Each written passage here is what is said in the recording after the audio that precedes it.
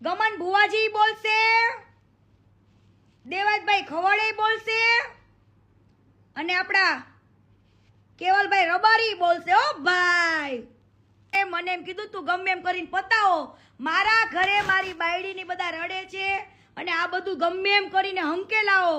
બરાબર? કીર્તિબેનને કયો, કીર્તિ પટેલને કયો કે એને 3 ઘરના 4 ઘરના કે 5 ઘરના જે જોઈએ તે પૈસા આપી દઈએ એમને. જ્યાં ઘર બનાવવા હોય ગરીબોના બનાવી દે એમ. મને આવી ઓફરો આપી અને જો ઈ ન બોલે તો મારી પાસે તો બધું છે જ. ગમન ભુવાજી બોલશે, દેવાજભાઈ ખવડે બોલશે અને આપણા કેવલભાઈ રબારી બોલશે. ઓ ભાઈ એટલે તું હવે એમ ન કહેતો કે હું એવડા મોટા સાહિત્યકારને ખરીદી લઈશ, ગમન ભુવાજીને ખરીદી લઈશ. હે હવે ત્યાં પાછો જાતો નહીં ખરીદવા, કેમ કે ઈ ખરીદે મારા પાસે તો રેકોર્ડિંગ છે ને હું શું પુરાવો તમ તારે. અને હારા માથાઈ છે તમ તારે વચમાં જે હતા ને બધા. હો ત્યાં પાછો ખરીદવા ન જાતો. તારો વાક જ નથી તો સમાધાન શેનું? આજે આટલું ફંડ લઈને તમે એમ કેવો માર્કેટમાં, હે આટલું ફંડ લઈને તમે પછી એમ કયો કે હું મારા 99% વાપરું છું. ક્યારેક મારા બેંક બેલેન્સમાં 534 રૂપિયા જ પડ્યા. હવે તારો બાપ તને ખબર છે આઈસીઆઈસીઆઈસી ના અકાઉન્ટમાં મિનિમમ કેટલું બેલેન્સ રાખવું પડે? બતાવી દેવાનું છે પટેલ પાવર કોને કહેવાય. હવે કે આ પૈસાથી ખરીદાઈ ગયા. વાહ મોજ વાહ. પૈસા કરાવે ને એવું કોઈ જ ન કરાવે. કદાચ તમારા ઘરનું ઘરેણું વહી ગયું હોય, તમારા ઘરનો ઉગતો સૂરજ ડૂબી ગયો હોય અને એવા વ્યક્તિને એની વાત છુપાવવા માટે તમારે ખરીદાઈ જવું પડે. પણ તમારાથી મને મતલબ નહોતો. આ તો તમારી ઉપર હમદર્દી હતી, ભાવના હતી એટલે મેં લોકોને જતાવ્યું હતું કે આવો એક કિસ્સો પણ બની ગયો છે. પણ મારા આ બધા કિસ્સા યાદ અપાવીને મારે મેઇન ટોપિક ભૂલવાનો નથી.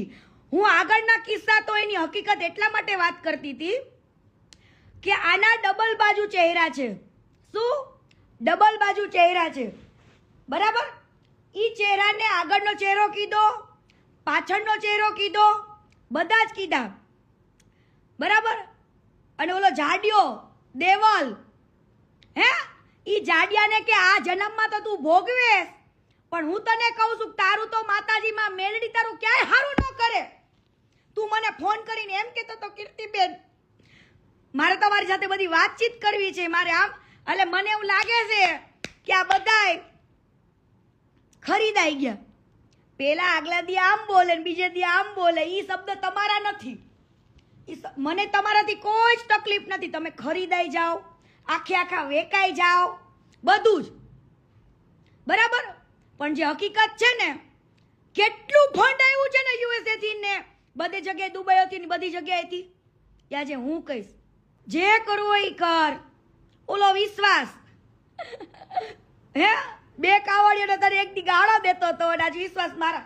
અરે ભાઈ મારા મા બાપને મારા ઉપર પૂરો ભરોસો છે ને મારા મા બાપે કોઈ દેવું કીધું જ નથી. હે એકવાર આય મારા મા બાપ પાસે તને ખબર પાડું. આય મારા મા બાપને પૂછવા, હું તને ઇન્ટરવ્યુ લઈને આપું. હાલી જ છૂટા છો આમ કે ટટન તેમ કે ટટન ફલાણું કે ટટન ઢુકડું કે ટટન મારે મંડી. હવે હાલે હું નીકળ્યા મેન પોઈન્ટ ઉપર આવો ને. હે તારા ભગવાનને કે અમેરિકાથી હે બધી જગ્યાએથી દાન લઈને તમારે અહીંયા ગુજરાતમાં જ ખોટું કેમ પડવું પડે છે? હવે હું તને ભંગાર યાદ ન હોય ને તો તને અમેરિકાના એક સ્ટેટની યાદ અપાવું કે અમેરિકામાં ઉમિયામાનું બહુ મોટું નવશક્તિ ધામ વિચમન કંટકી નવશક્તિ ધામ વિચમન કંટકી એમાંથી તે કેટલું ફંડ લીધું? હે નવશક્તિ ધામ વિચમન કંટકી માંથી તે કેટલું ફંડ લીધું? ઈ પબ્લિક ને આવીને કે હિસાબ. ઈ લોકોનો કોઈ જ વાક નથી. બિચારા ભલે જે બોલે એ બોલવા દેવાના છે. ઈ લોકોનો કોઈ જ વાંક નથી. પદુના મા બાપે આખું કમલ પાર્ક જાણે છે, આખું પોલીસ સ્ટેશન જાણે છે, હે? અને એ હા એવું કે ઈ જ મારાળો પાડતી હતી કે મારા છોકરાને મારી નાખો, મારી નાખો, મારી નાખો, મારી નાખો. અને આજ ઈ જ માં, હે, આજે એના છોકરાની કદાચ તારો છોકરો તારા ઉપર એમ કેતો હશે, મારા આવા મા બાપ હતા, હારું મને ભગવાને ઉપર લઈ લીધો. પણ આજે એના માટે આ કીર્તિ પટેલ અવાજ ઉપાડ્યો તો, એને તમે દબાવવાની કોશિશ કરી, પણ મારે તારા છોકરા માટે લડવું નથી. તું ફરી ભલે ગઈ હોય, મારે લડવું નથી, મારા પાસે સમય નથી. તમે પૈસાથી ખરીદી જાઓ, પણ માતાજી ક્યાંય હારું નહીં કરે એટલો ડર રાખજો, કુદરતનો ડર રાખજો. હા. અને ભંગારભાઈ મને જવાબ આપો ને કે તમે મહેસાણાના ડોલરિયા ગામમાં જ કેમ ઘર બનાવવા જાઓ? મહેસાણાના ડોલરિયા ગામમાં તમે પેલા ઘર બનાવવા જાઓ, ત્યાંથી અમેરિકાના જે, કારણ કે ત્યાંના ડોલરિયા ગામ મોસ્ટ બધા અમેરિકામાં છે ટોટલી.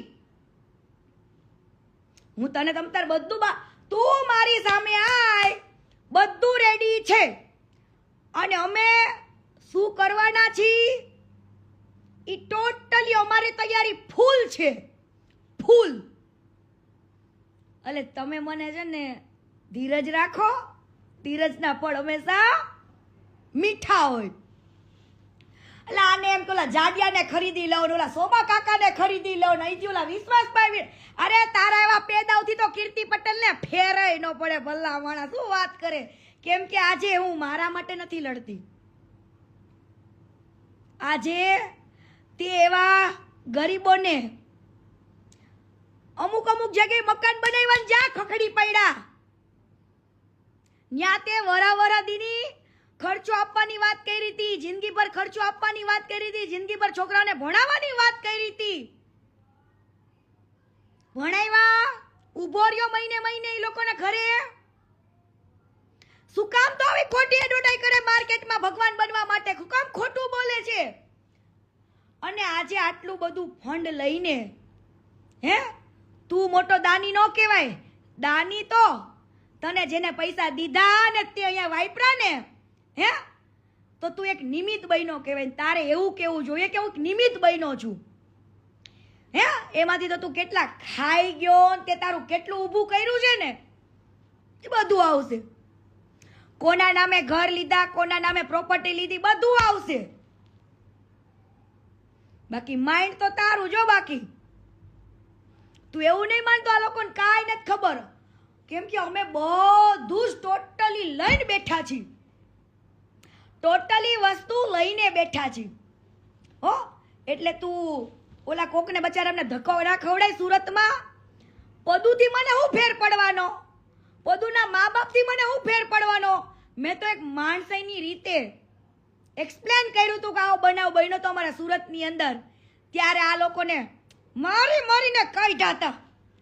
અને હવે પૈસા આપીને ખરીદવા નીકળ્યા છો કોકને, અને એ ખરીદાઈ જાય ને ભાઈ, એનો હે ઉગતો સૂરજ લઈ વહી ગયો તો એટલે તમારે પૈસા દેવાય પડે, વટથી નખથી દેવા પડે. પણ એવી નહોતી ખબર કે એના મા બાપ જુબાની ફેરવી નાખશે, હે. પૈસા પૈસા કા ખેલ હે વાલા, પૈસા પૈસાના. પણ એ પૈસો નહીં ટકે, નહીં ટકે. યાદ રાખજો, જેટલા જેટલા આમાં પૈસા ખાઈને જુબાની ફેરવી છે ને, એનું હું તો એમ કહું છું, માં મેલડી ક્યાંય હારું નહીં કરે, ક્યારેય હારું નહીં કરે. જ્યારે કંઈક થાય ને એટલે સમજી લેજો માતા અડી ગઈ. શું? માતા અડી ગઈ. આખી દુનિયાનો ડર ના રાખતા, એનો ડર રાખજો, એનો ડર જરૂર રાખજો, હે. ભંગાર નવશક્તિ ધામ વિચમનમાંથી કેટલા રૂપિયા લઈ આવ્યો? કંટકીમાંથી. તું હિસાબ આપ પબ્લિક ને, પછી હું તો બધું લઈને બેઠી જ છું, તને હું હિસાબ આપીશ. ટોટલી વિડિયા શીખે બધું આપીશ. પરંતુ આ બધા મીડિયા વાળાને કયો, આને પૂછે કે એક તો અમેરિકામાંથી ફંડ લાવવું છે, ઓસ્ટ્રેલિયામાંથી, દુબઈમાંથી પેલા શેખ પાસે પેલા કપડાં પહેરીને હે તમે દાન માંગ, પાછો કે હું કોઈને પાસે ઉઘરાવતો નથી, કોઈની પાસે માંગતો નથી, માંગુ ને તો એ કે આપણું પેલું ગવાય. તો ફોરેનમાં કેમ કટોરો લઈને માંગેસ? કેમ માંગેસ? તું દાન જ નથી માંગતો, તને બતાવીશ કોની પાસે માંગેસ ને બધું બતાવીશ, પ્રૂફ સાથે બતાવીશ, બરાબર? પણ તું આવી જા મારી સામે, સાચો હોય ને તો આવી જા. અને તારા ઓલા હવે મારે કહેવાનું એ જ વસ્તુ કે આ માણસ એકોર એવું જતાવે છે કે મને કઈ ફેર નથી પડતો, એકોર પૈસા આપીને ઘરે ઘરે જાય ખરીદવા માટે, એકોર કીર્તિ પટેલને ચૂપ કરાવવા માટે સમાધાનના કોલ કરાવે ને મને ચૂપ કરાવવા માટે. સારા તમને ખબર છે સાહિત્યકાર, હું રેકોર્ડિંગ તો પછી આપીશ, પુરાવો પછી આપીશ, અને એ લોકોને મેં વોર્નિંગ આપી જ છે કે તમે લોકો મેદાનમાં આવો છો કે પછી હું કઈ બોલીશ, હું કઈ મૂકીશ તો તમને મજા નહીં આવે, બરાબર? બેન તમે 25 લાખ માંગ્યા, બેન તમે 25 લાખ માંગ્યા, બેન તમે 25 લાખ માંગ્યા, હે? તો આને પાછો દેવાયતભાઈ ખવડને એવો જવાબ આપ્યો કે એ કીર્તિ પટેલ માટે નથી મૂકી. હવે તમે લોકો વિચારો કે આને કઈ કર્યું જ ના હોય, એની કઈ ભૂલ જ ન હોય, તો સમાધાન શેનું? સમાધાન શેનું? શું કામ એવા કલાકારો પાસે, ભુવાજી પાસે, એવા સાહિત્યકારો પાસે ફોન કરીને એમ કહે છે કે ગમે એમ કરો અને આ મેટર પતાવડાવો, ગમે એમ કરો આ મેટર પતાવડાવો, એવું આ ભંગારને કેમ બોલવું પડે છે? જે આને ભગવાન માને ને એ આને પૂછો, બાકી કાલે કોઈ સાહિત્યકાર નહીં આવે મારા માટે.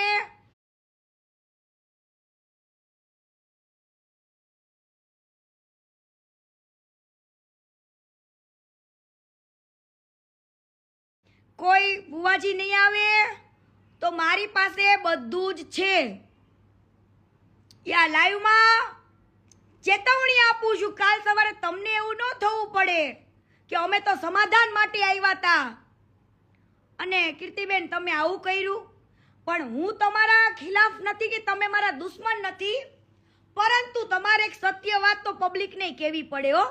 ડાયરામાં તો બહુ વખાણ કરો છો, ડાયરામાં બહુ વખાણ કર્યા, તો હવે પર્સનલમાં શું છે? ડાયરામાં તમે જ્યારે વખાણ કરતા હતા ત્યારે નહોતી ખબર ને કે સમાધાન માટે આવશે, હે? તો પછી આવો અને કયો કે આ ખજૂરભાઈએ મને એમ કીધું તું ગમે